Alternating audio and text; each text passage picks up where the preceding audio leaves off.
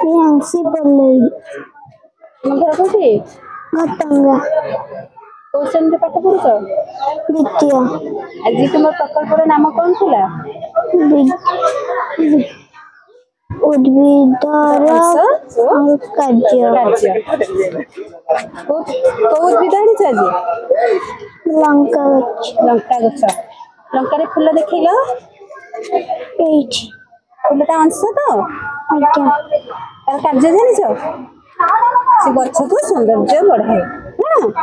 तुम उद्भिद फल फड़े आज्ञा कहीं पुण्य फल फड़ी नहीं उद्भिद कांड कौटे कांड देख आगे को देख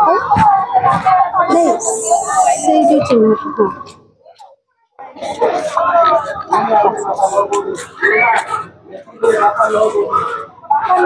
उद्भिद सब लिखिच तो आज्ञा